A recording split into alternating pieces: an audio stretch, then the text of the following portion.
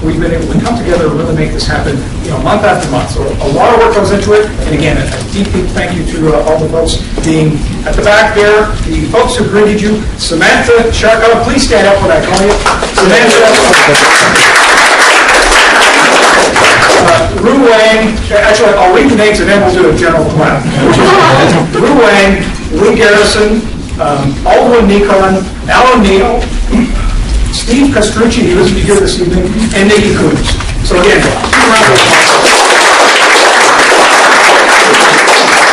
thank you. Honestly, without your dedication, this wouldn't be possible. So again, fantastic. The reminders. There are door prizes, as there always are, and at the end of this meeting, we will actually have door prizes. We have 3 prizes of books / e-books available, so that's great. One is the Steve Jobs book, the latest big thick tome. The other one is product management. What the heck was the title there? Managing product management. Excellent. So for all of those managers, the infamous Steve Haynes. And there is one ebook, which is from the 280 group, the latest and greatest. And incidentally, on that topic, in fact, you'll be able to read from the 280 group the latest article in this quarter's TPMA Focus. So if you haven't picked up the TPMA Focus, Lee is holding one up right back at the back. Lots of copies back there. The latest. We got the early scoop tonight. So that's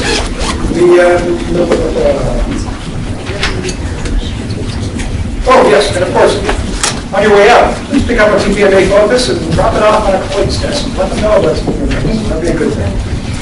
Other things, membership. Some other questions that we've had over the past little while have been on membership.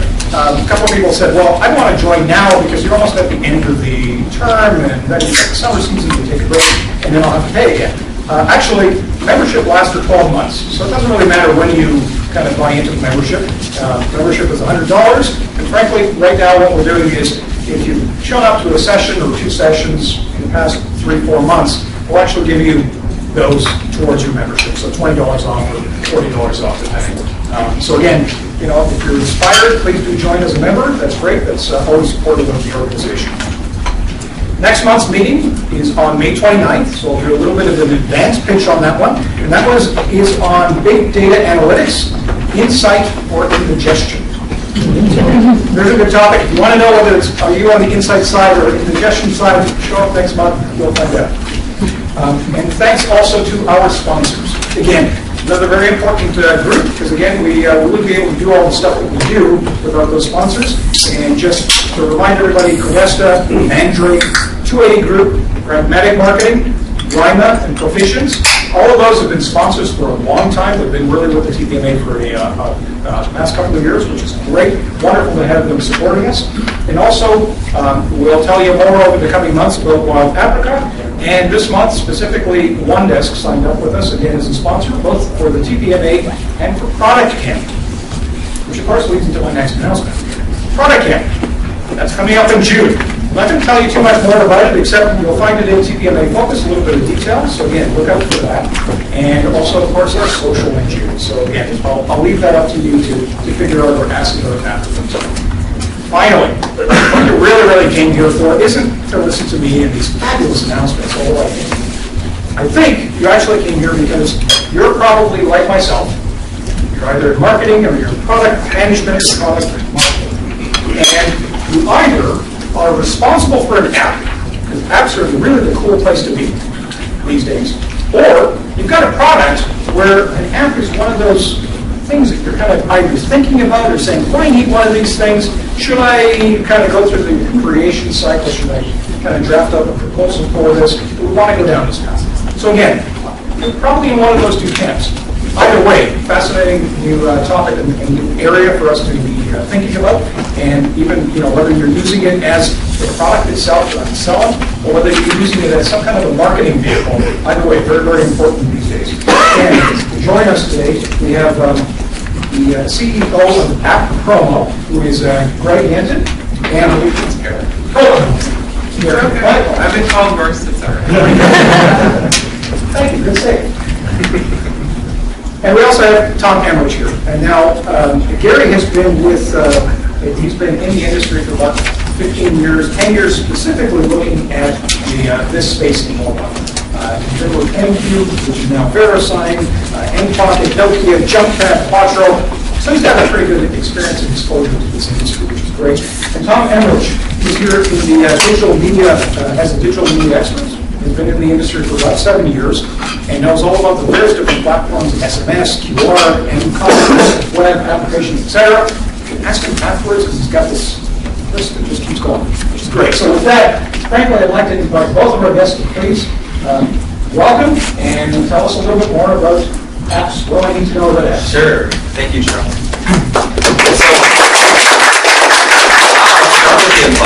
That was for Charles. So my name is Tom Emmerich, actually. I like having Rich in my name, but it's not there, unfortunately. I actually was a product manager at Transcontinental, responsible for mobile, tablet, and e-readers. Tablets came while I was a product manager. And I moved over to Rogers Digital Media in a similar role. And I'm now working with Gary at App Promo. And I'll tell you a little bit about what App Promo is in our presentation. But really, I think this is going to be true to your heart, this conversation, because as product managers, you are very much responsible and intrigued about the business side of your products. And that's exactly what we're going to be talking about here. So we're not going to be touching on development. We're not going to be talking about APIs or anything like that. Really, our focus today is to focus on two main elements of the business side of apps: marketing and monetization. So I'm going to take you through some of the common business models for monetization when it comes to applications and point out what they are, what the pitfalls are, what you need to know at a high level.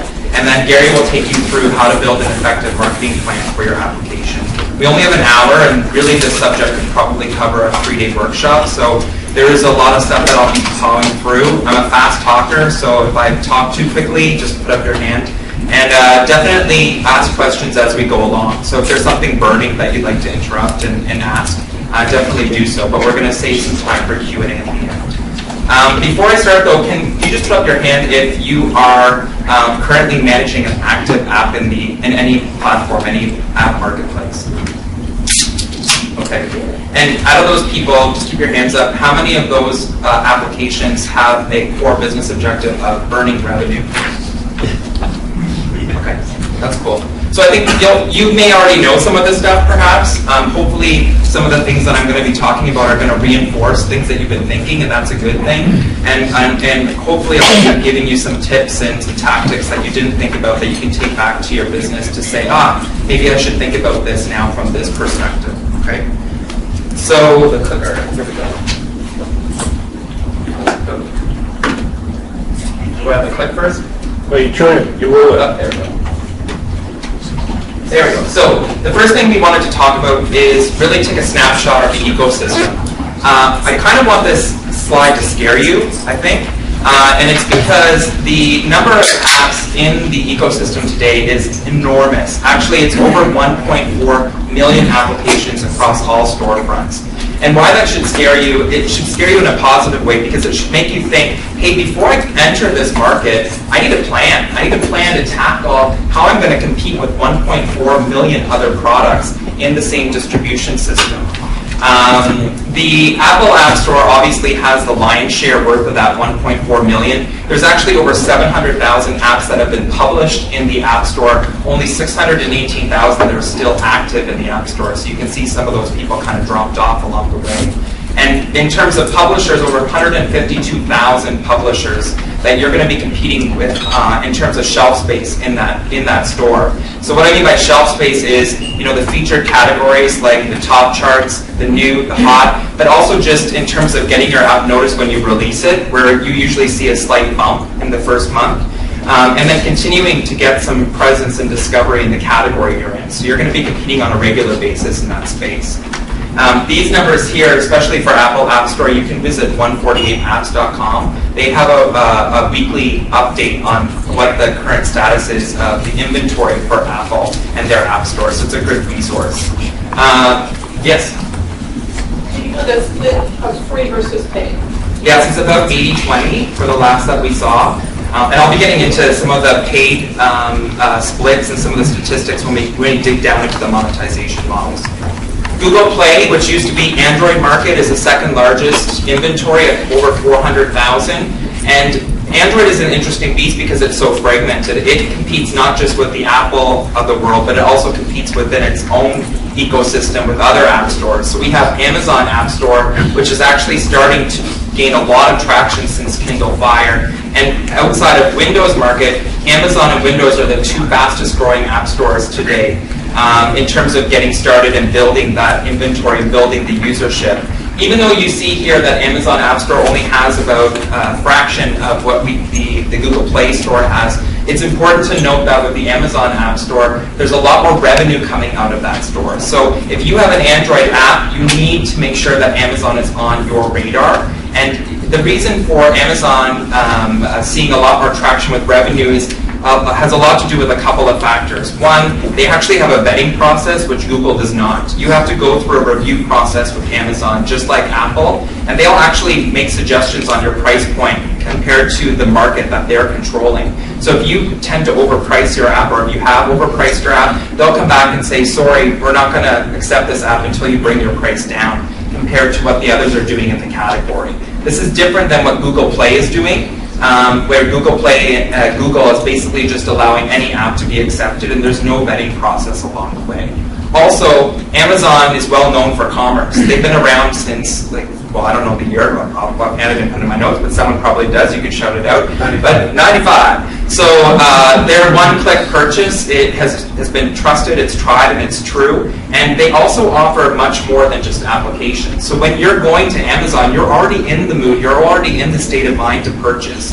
So there's already precedent that's been set within Amazon that allows that user to say, 99 cents, $1.99, that doesn't seem like too much. I was going to spend $4.99 on a book. I'll buy this application. So you really, really pay attention to the Amazon App Store.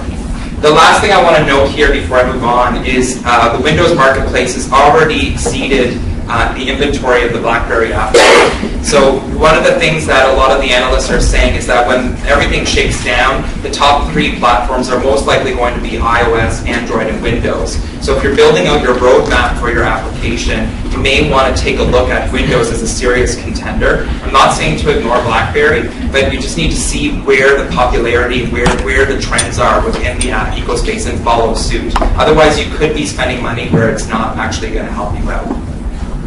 And just to add on that, I mean, if you do have a BlackBerry audience, and a lot of people do have a corporate BlackBerry account, it still makes sense to develop. It's very expensive to develop for BlackBerry, and the maintenance costs are quite high. So you just have to sort of measure out what the return is of why you're building for it. If you're a consumer application, I would agree with Tom. I would put my energy into the BlackBerry store. Well, I think you need to know your audience. We're not going to make any blanket statements, but you just need to know your audience here. So before we get into monetization, there's basically 4 main challenges and obstacles we're seeing our clients come to us for that we solve as a firm.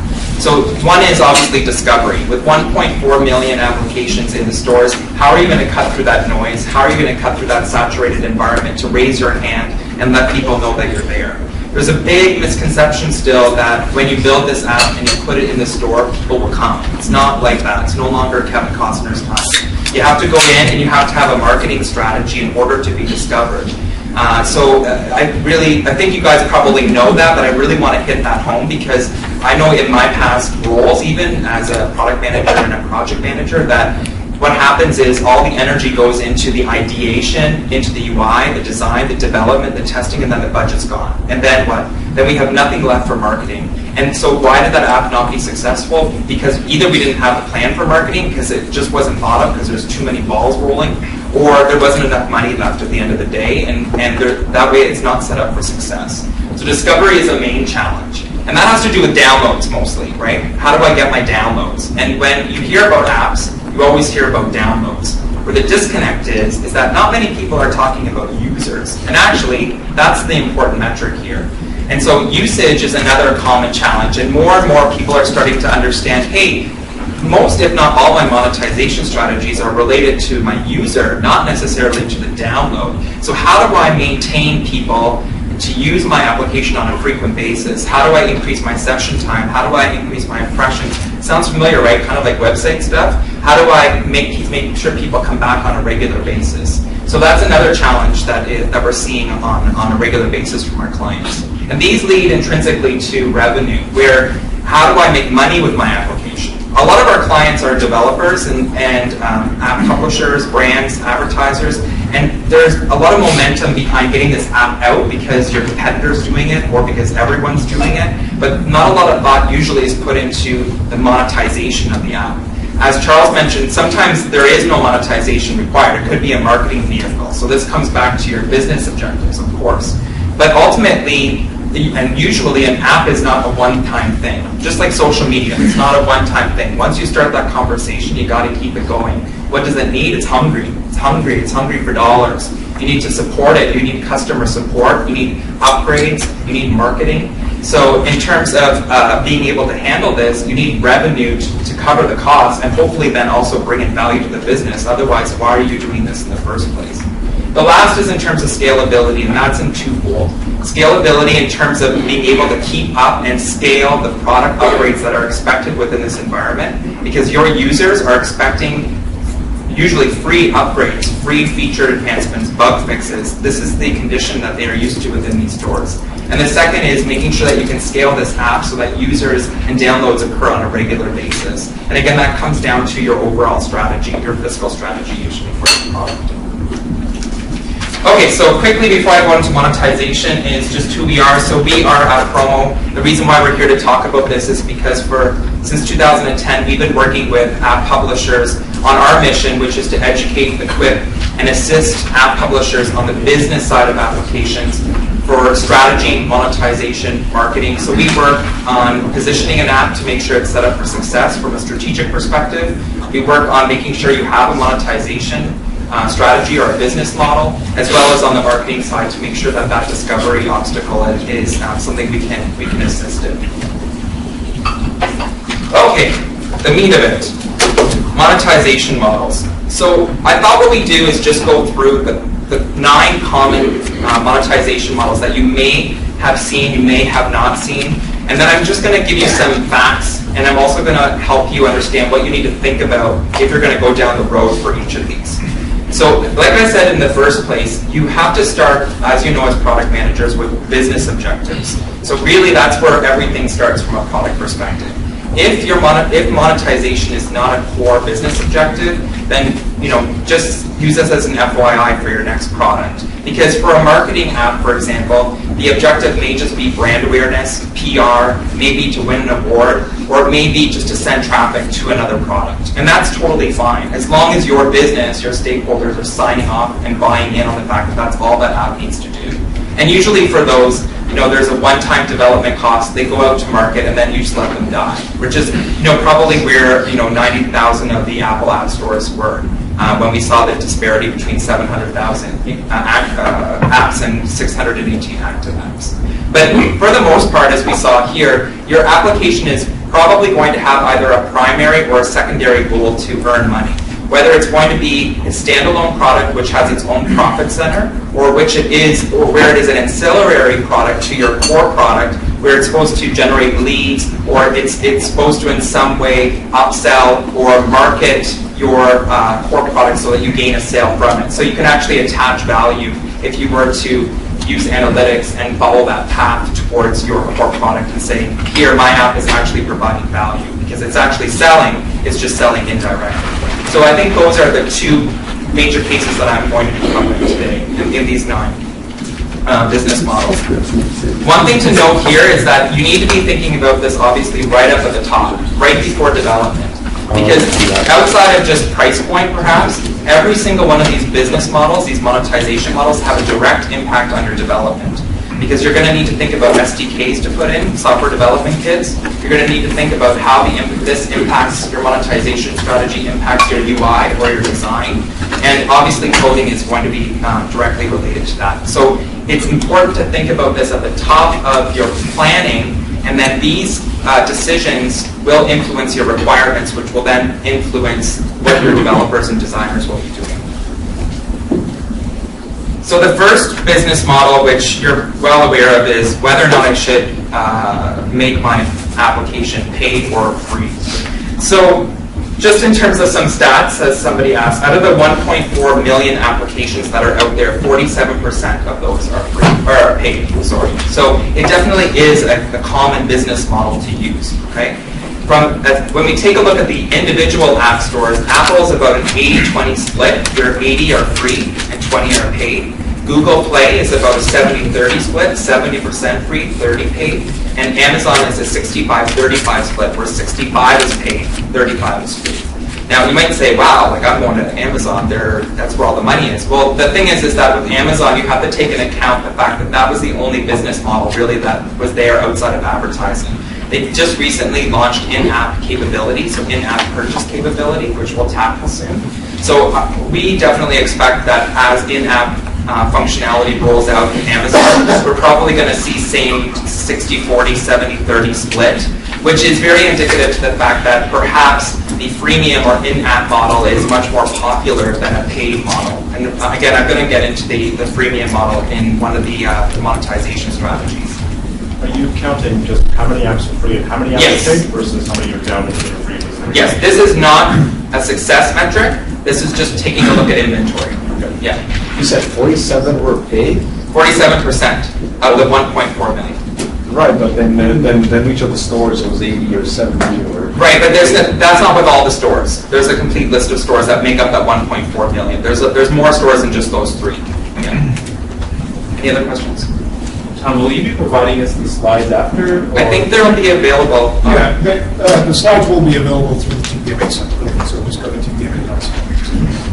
So when you, outside of the in-app versus premium argument that continues to go on, one thing that you might want to take a look at when you're pricing your application is really rooting this decision in your market, your competitors, as well as your cost per acquisition for your user and your average revenue per user that you think you're going to get, your ARPU, as well as the value that you think your product has. So there's a lot of strategy that needs to go behind this decision, and you really shouldn't just be, wetting your finger and sticking it up in the air and saying 99 cents. You really need to be doing your homework to see, hey, what is company X doing?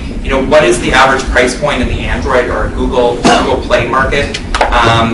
Will my user, who's a mom at age 45 with 5 children, will she actually have the money to pay for this app? Does she have the appetite? All of these questions are ones that you should be asking to make that decision as to whether or not your app should be paid or free, and then even more importantly, what your price point should be in that. You also need to keep in mind when you do your projections that when you talk about pricing and purchasing via the app stores, you need to consider the 70-30 rev share split so that you're not getting 100% of that price that you're putting on your product. So make sure you factor that in as you do your projections to make sure you hit your mark.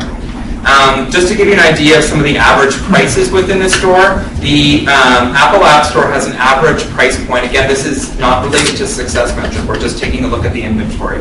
And these are not our numbers. These are from 148 Apps to Steam and some other places that I can go after. $1.87 is the average price point for an app within the Apple App Store. It's interesting to note that the games, if you just take games as a category, is only $1.02. So it's much less. And that's probably because most games are giving the games away for free with in-app purchases. So that freemium model is much more rampant within the gaming category. When we look at the Amazon App Store, we see a typical price point average of $2.24, so $2.24, so a little bit higher. And then Google Play at $3.76. So Google Play, it doesn't mean that these people are successful when they're doing their pricing. It just means that in Google Play, people are overpricing. This is most likely what it's indicating. And when we go back to my first comment about the Amazon App Store seeing much more success because they're vetting their apps, it kind of leads into that truth, where perhaps what's happening in the Amazon App Store is people are putting out a price because they don't know how to price their applications. And the Amazon App Store is coming back and saying, actually, we know, because we have a complete view as to what's going on in Amazon. We'll suggest a different price point for you. Yeah? Do you have any information on the sort of the trend in the App Store and Google Play in particular in terms of where they've been coming from and where they're going in terms of the price point? Because, in my experience, it's funny, I always felt like, I had much more freedom on my Google devices than my Apple devices in terms of finding higher quality free apps. But I mean, I was at 300 apps years ago, and times have changed. Right. It's like major gap. In terms of the number of apps that are free versus paid, And the average price, yeah. I think that the average price has probably dropped. Like if you go back to the days where BlackBerry was the only one that had apps, because BlackBerry kind of led the way with their enterprise, and they didn't have an app store, but you were able to get apps anywhere from different sites. BlackBerry.com was a common one. They used to charge $60 for an app, and people would buy that. So I mean, that's one of the notes that I have here is the app ecosystem has really changed the game for software, because back in the day when I played Nintendo and I bought Final Fantasy, I had to save up for months to get that because it was $70. Now I can get that same similar type gaming experience on my tablet for 99 cents, $1.99, $6.99 maybe. So, that's something to take into consideration here. There are like Crestron apps or Wolfram Alpha that are $69.99, $99.99. Some people, like if you're in home entertainment systems, for example, where you bought and outfitted your home with speakers and it's all attached to your tablet, yeah, you're probably going to spend $99 because it's part of that suite. But on average, you're seeing that the price points don't even reach $5, right? And that's indicative to the audience appetite as well. Not just these publishers aren't saying I want to give my stuff away for $5. It's because the app ecosystem is saying most of the stuff is free, right? Also, I think it depends on the device. If you're doing iPad apps, it's usually about 20 to 30% higher in price. So you have to sort of look at the platform as well as the device, and then you can adjust it accordingly. But I think what you're seeing is that more and more people are having different options to monetize. So if you do a free model, which is what's tending to happen, you're getting more reach. And they can make money from advertising, in-app purchases. There's a whole slew of other ancillary revenue, which Tom's going to go over. So if you had a choice, people are going to download a free app a lot faster. Right. And also because this experience of crap apps versus great apps has really marred people. So they're really hesitant to actually commit even 99 cents to an app because they've downloaded so many apps that just are not at the caliber, because the vetting process is not there. You can't scale 600,000 apps to vet from Apple App Store. In the beginning, it was so different, right? In the beginning, when you built it, they would come because there were much more eyes on the applications and the quality could be there, but it's just not the same anymore. That's not to say that all those apps are not good apps. It's just that the appetite of the user has changed. They're a little bit wary about even just that one click to purchase for 99 cents, because in the same category, they're probably going to find 5 apps that are free that they're willing to try first before they're even willing to get to your 99 cent price point. So just on the paid applications before I move on, it's definitely something to consider, especially when you take a look at the value of your product. Okay, for games, we're definitely seeing a movement towards the freemium or in-app model, but depending on your product, depending on your user, depending on your competition, this is still a very valid business model. But one of the things that we have here is that it could be short-sighted, right? Because it's based on the download. So if you only have this price point attached to your revenue model, once the download happens, that's it, right? You're not going to get any more money from that individual. So you may need to put in ads or have in-app purchases to be able to continue to cash in on that user. But on the flip side, you don't have to worry about usage. You can just get the download and that's it, right? I mean, you mentioned sort of one of the pros and cons of freemium, but isn't the renewable subscription model and the annuity a piece that comes with freemium, right? You could give people a license for 1 year or 2 years. Right. So let's touch on subscriptions in just a second, because I do touch on subscriptions. So I'll get there. And if I don't answer, I think to also answer your question in terms of paid, I think it depends on the category. If you're a utility and people need that application and they buy it once, it's probably best to go to the paid route, because there's really no reason to do it for free. If it's something that people use every day and that they need, they'll pay for it. yeah. We're not here to give a magical answer, unfortunately, because it all really depends on your product. You guys know that. But again, with the pricing, you really want to do your due diligence. And so you're really going to want to look at your users, your market, your competition, and the value of your product. Outside of pricing your app, so another very popular monetization strategy is ads.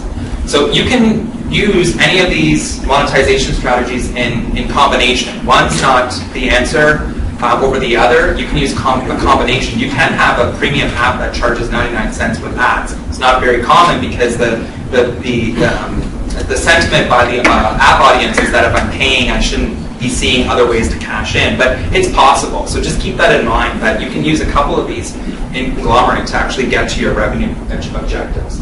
So from an application standpoint, what I want to stress here is that when you think about ads, you're going to want to think about your consumer, your audience as more than your consumer, because you need to think about your audience as your advertiser here, and you're going to want to make sure that you build into your requirements ad requirements that allow you to sell different tool sets to your advertiser. And what I mean by that is it's not just ad banners anymore. You're going to want to think about the ad type. It could be a splash page, it could be a takeover, a pre-roll. There's a lot of different options from just an ad type. And then you're going to want to think about the ad toolkit, the click-to-call, the location-based services, other different bells and whistles that advertisers are probably going to be looking for.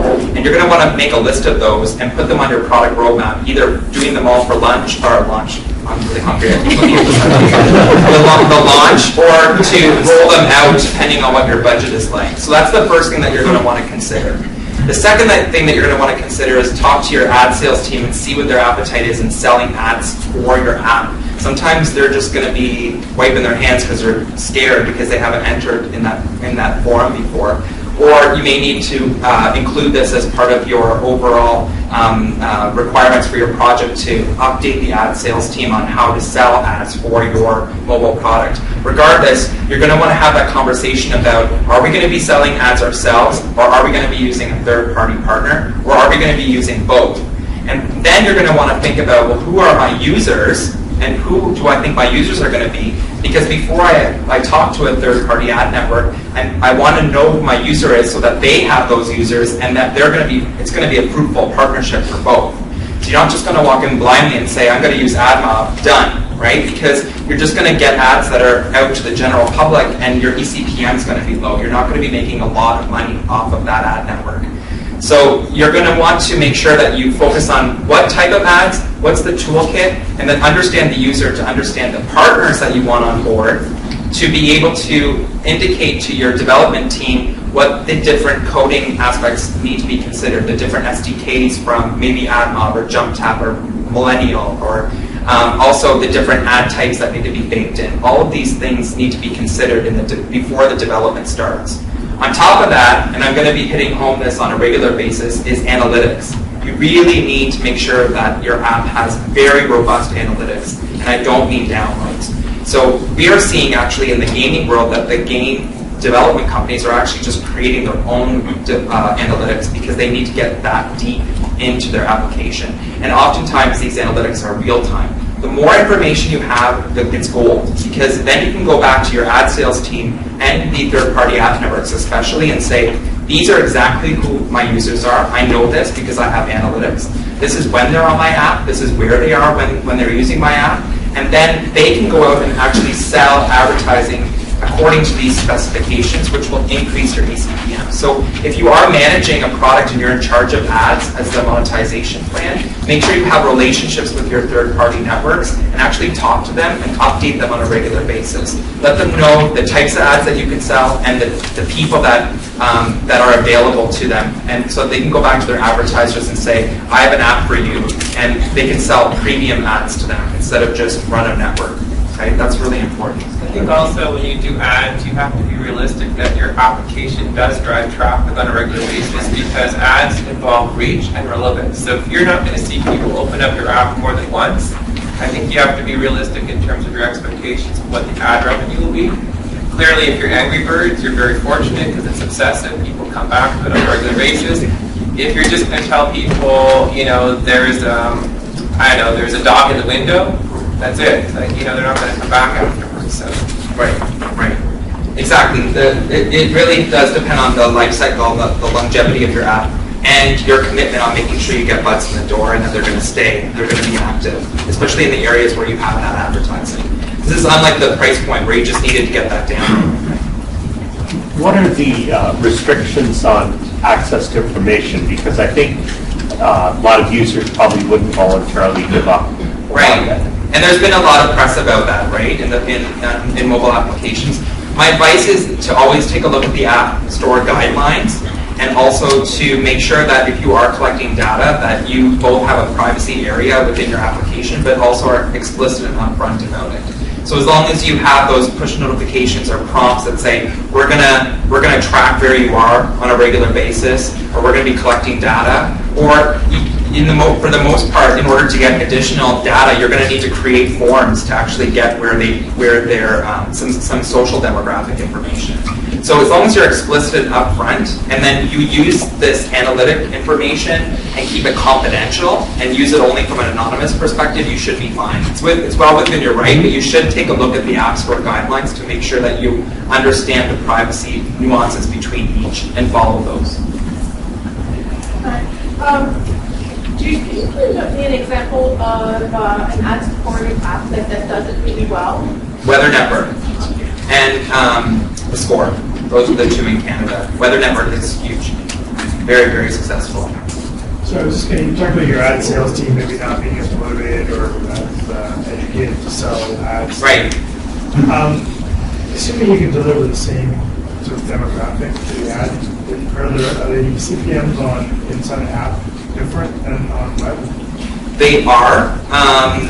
If you do your job right, you can see eCPMs from $2 to $5 on mobile, but that's making sure that you have backup analytics to really make your case. The reason why, mobile is supposed to be the heaven of advertising, and it definitely is. It has that capability. You just need to make sure you bake those in your product. Oftentimes people just lean on the downloads as the main analytic driver, or they put in an analytics package without thinking about what are the statistics, what are those data points that my advertiser would need and for my sales team to create that story. Okay, so you're saying they're lower because the analytics stuff that's your background, not just because it's a different platform, it's just cheaper. It's definitely different from online. So there's only one ad unit here. Right. You have multiple units online competing. Right. I think the challenge is for the ad sales team is to see that there's money there, because they know there's money online. There's all this traffic, right? So you're going to say, not stop selling, but focus on mobile when it's going to maybe make, what percentage toward their bonus. They're not going to, And we're seeing, after working in a couple of media companies too, I'm seeing that mobile is usually an add-on or a bonus, and actually it's more this. This is where we are right now with advertising, I would say, for the most part. Unless you are a Weather Network or the Score, where you really are seeing your page impressions on even more. Like ESPN said that they're seeing much more traffic than their online destination. I mean, when you get to that point, your ad sales team is going to be all over that. Otherwise, it's probably going to be more in a sponsorship or promotion type setting, especially if you already have a strong existing brand and your ad sales team have advertiser relations. So this may be in terms of a bonus or an add-on or a throw-in to close the sale. That's kind of what I'm seeing for the most part. But it could also be just standalone as well. Key thing here to think about from a product development perspective is just like ads, you're going to want to make sure you carve out areas for sponsorship that may be different than your ads, right? So your ads just may be ad banners, but perhaps your sponsorship is a much more integrated approach with content. You might have sponsored areas, you might have advertorials if you're a content provider, you may have a splash page, you may have the ability to run the entire brand across every single page within the application. These are things to think about. And you can also provide this type of detail if you have this toolkit to your third-party ad networks, because they may have opportunities as well if they're hearing about that they can actually feed you some sponsorships as well. But I think this is where most of the market is right now. And just to also answer your question, there's still a lack of education in the advertising agencies. You think that people know about mobile. You'd be surprised. We take surveys and I would say, yes, it's about 60%, but 40% of the people in agencies still don't know how to buy mobile. And so you're talking to somebody who's a media buyer and saying, I want your dollars. They have no clue what to do. Right. Digital's been here for about 15 years, and I think people have finally gotten to the stage where it's real. But with mobile, I think you haven't seen the tipping point yet.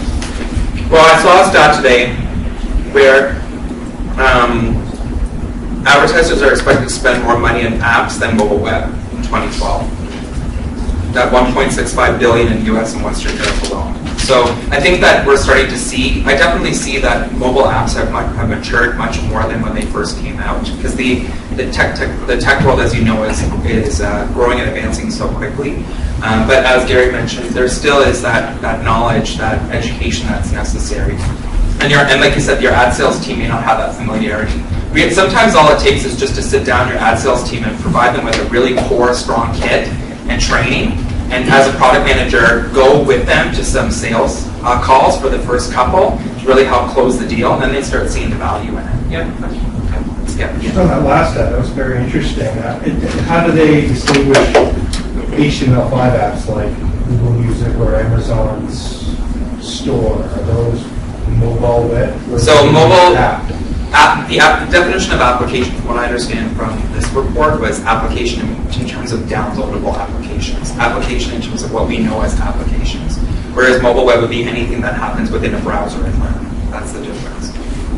HTML5 applications is a whole other thing, so I don't want to get down that road. But even the HTML5 apps, they still come down the pipe as free. They're just, an icon and But there's no real HTML5 store really to incorporate. I think an app now has an ecosystem around it, like Google Plus or the Amazon store. There's an actual mechanism there, so that's what they consider an app in terms of definition.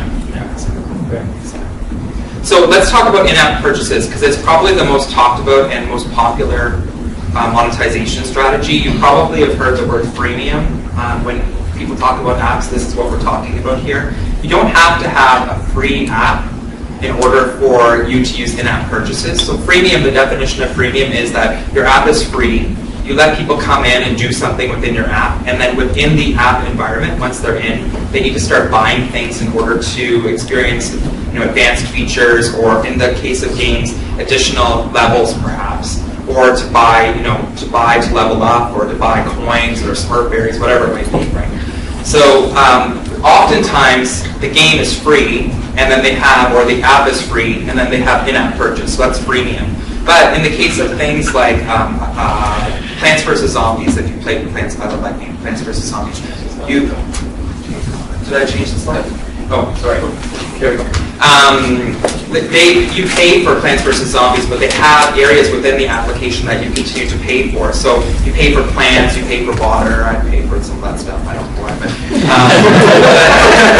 I really need that plant to grow quickly.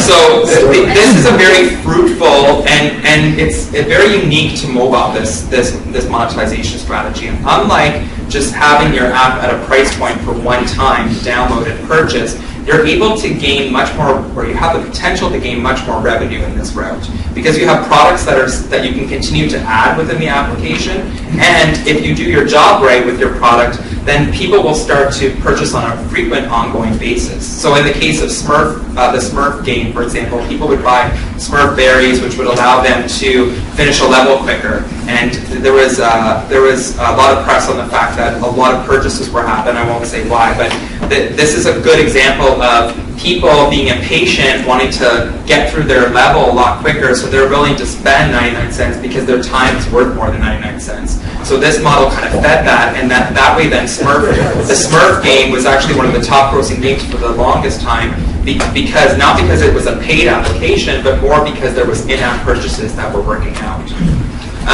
So when you go to take a look at what you should do in terms of the monetization for your application, I would definitely take a look at freemium. A new survey by the NDP group indicated that 40% of users that downloaded a freemium application actually made a purchase the first month, which is actually a really good conversion.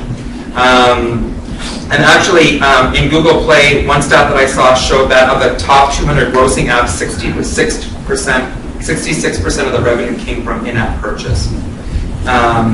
And the value of in-app purchases for 2011 was $970 million in spend on mobile apps, and it's supposed to reach 64% at $5.6 billion in 2015. So I would definitely say this is one monetization model which is trending a lot stronger than the paid route and perhaps even the advertising route. Sorry, Mike.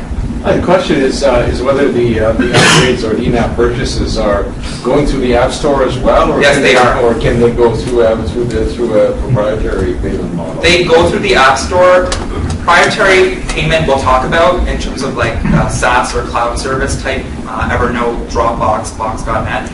Apple sometimes frowns on that if you start to get popular because they want you to work through their environment because they get rev share on this too, right? So you got to remember this. Every in-app purchase is still a 70-30 split, right? So it's in Apple's best interest to make sure you're always working within their environment because it's controlled.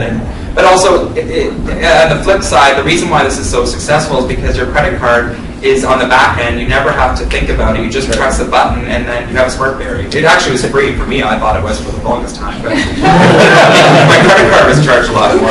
Yeah, I was just thinking that, knowing that in some marketplaces, and there are probably more to come, the in-app model won't require 30% of revenue. Wouldn't it be smart to sort of start this way in the App Store, so when you do address those other markets, you're not having to make customers? Right. Yeah, it could be a good strategy. The reason why it's best to use the app stores right now is because of that trust factor. It's the reason why you go to Amazon to buy something, because people are still a little bit hesitant about purchases on digital. So people trust Apple, people trust Amazon because they've purchased and they've had no problems, right? So when you start to introduce your own system, it does pose a little bit of a challenge. And one more thought from the user to say, should I do this? And that's why you want to remove that. You just want to make it an impulse buy where the same little pop-up, blue on dark blue comes up from Apple. I'm used to it. I press the button. I didn't have to think about it. Mobile is very conducive to impulse purchases. So if you can figure out a way to make that work for your product, you're probably going to make a lot of money. Okay, I'm running out of time. I usually do. Subscriptions are another form of in-app purchase. So we talked about, Ian had mentioned subscriptions. Subscriptions are very lucrative because of breakage, of course. You guys all know that. Right now, subscriptions are very much tied to the newsstand, especially in the Apple App Store for periodicals. Destimo, which is a great resource, destimo.com, for analytics for the mobile app world, recently came out with a report that said that in the USA alone for newsstand, the apps were generating 70,000 a day, which is incredible actually from in-app purchases, which was one-time subscriptions. We're not seeing this being used outside of newsstand. In fact, one of the Big Fish, which is a game developer, tried using this for their own games in the Apple App Store, and they got their hand slapped by Apple. So it's not really being released right now, but I would expect as in-app purchase becomes much more of a stronger monetization strategy, that subscription starts to be allowed for the genre outside of news and the newsstand. So I would keep your eye on this, because once it's available, it might be more conducive to your product. That being said, though, what if you're paying your rent for the rest, you want to have a premium type? yes, this is this. This is what I want to talk about. So if you have software as a service, like Box.net, like Dropbox, like Evernote, a good way to do this is to either have your app at a price point because it's an additional feature, like a bonus, or it has some unique feature that your online version doesn't allow or doesn't provide. But connect your login and username to this application so that the user comes into the application, they need an existing subscription or existing purchase of the service, which is usually facilitated online, to be able to use the app at its fullest. So Dropbox does this, Box.net, Evernote, these are good examples. So here the purchase is facilitated through online, but that's only because online is the core product, right? So online is really where it's all about. And on the flip side, mobile is an extension of this product. It's an ancillary product which allows you to access these online services. So this is definitely something to take in consideration. I think that as these cloud services start to get a little bit more popular, this might start to influence Apple's decision on subscriptions, and it may be that Apple may say, we'd rather you house the purchase of the subscription within the app environment, so we start taking a cut.